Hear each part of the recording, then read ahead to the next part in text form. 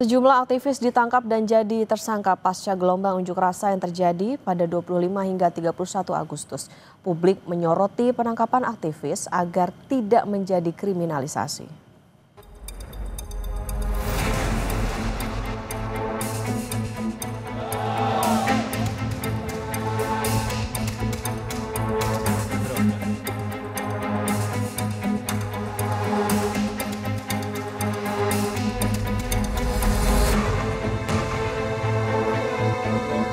Saiful Amin, orator demo di Kediri, Jawa Timur yang sempat berdebat dengan Kapolres Kediri Kota saat demo 30 Agustus lalu ditangkap.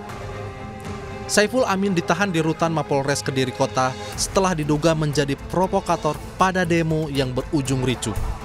Saudara SA, inisial SA, atas dugaan persangkaan pasal 160 KUHP berdasarkan penetapan dari adanya alat bukti keterangan saksi, kemudian alat bukti surat, kemudian alat bukti petunjuk. Direktur Lembaga Bantuan Hukum Al-Faruq, Taufik Dwi Kusuma, menyayangkan penetapan Saiful Amin sebagai tersangka.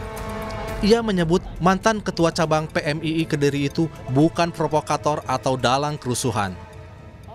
Antara aksi solidaritas Afan dan kerusuhan itu dua kejadian yang berbeda. Sekitar jam 5 sore atau sebelum peristiwa pembakaran dan penjarahan, Saiful sudah pulang. Kata Taufik yang dikutip dari media setempat, kediripedia.com. Sebelumnya di Jakarta, Del Pedro Marhain, Direktur Eksekutif Lokataru, juga ditangkap polisi. Del Pedro ditetapkan tersangka penghasutan melalui media sosial yang berujung demo ricuh dengan melibatkan remaja. Tersangka DMR adalah melakukan melakukan kolaborasi dengan akun-akun IG lainnya untuk menyebarkan ajakan agar pelajar jangan takut. Tersangka SH itu adalah akun atau admin dari akun IG, nama akunnya @gm. Perannya adalah juga melakukan collab akun IG untuk menyebarkan ajakan pengerusakan. Selain Del Pedro, ada pula Syahdan Hussein, admin sekaligus humas akun Instagram @gejayan memanggil yang juga ditangkap atas tuduhan yang sama. Tim Advokasi untuk Demokrasi menilai penetapan tersangka sejumlah aktivis oleh kepolisian cacat prosedur hukum. Tim meminta penangguhan penahanan untuk Del Pedro. Kami melihat ada dua proses yang miss dan yang sudah seolah-olah ini terburu-buru. Dan ini bukan seolah-olah ya, memang terburu-buru dan secara formil sudah cacat prosedur hukum. Jadi itu penting sekali untuk diperhatikan bahwa kemudian berpendapat dan sebagainya di dalam sosial media itu sangat mungkin sekali tanpa proses yang jelas kita bisa ditetapkan sebagai seorang tersangka dan dijemput.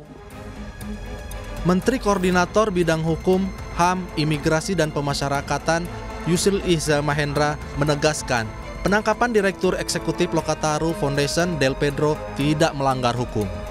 Yusril meminta Del Pedro melakukan perlawanan sesuai mekanisme hukum yang berlaku.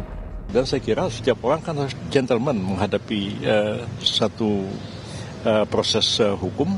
Kalau misalnya oleh aparat disangka dia melakukan satu kejahatan dan menurut aparat penegak hukum ada bukti-buktinya, ada bukti-bukti permulaan yang cukup, tapi dia juga bisa menggunakan advokat untuk menyanggah. Direktur Eksekutif Amnesty International Indonesia, Usman Hamid, menilai penangkapan aktivis dan warga sipil yang diduga terlibat provokasi tidak tepat. Penyampaian pendapat di muka umum dijamin undang-undang. Tidak tepat ya. Pertama, secara material proses penetapan tersangka mereka didasarkan pada pasal-pasal yang saya kira lemah untuk menuduh mereka misalnya melakukan penghasutan kepada publik untuk melakukan tindak pidana atau misalnya melakukan penghasutan terhadap anak-anak untuk melakukan tindak pidana. Nah, yang terlihat di dalam sejumlah informasi yang saya pelajari termasuk dari pihak kepolisian, rata-rata itu berasal atau berawal dari posting di media sosial. Publik kini menyorot tindakan aparat yang menangkap sejumlah aktivis buntut demonstrasi akhir Agustus lalu di berbagai daerah. Desakan pembebasan aktivis dan warga sipil yang ditangkap karena dituding sebagai provokator terus disuarakan. Publik berharap agar penangkapan para aktivis tidak menjadi kriminalisasi atau pembungkaman suara kritis masyarakat.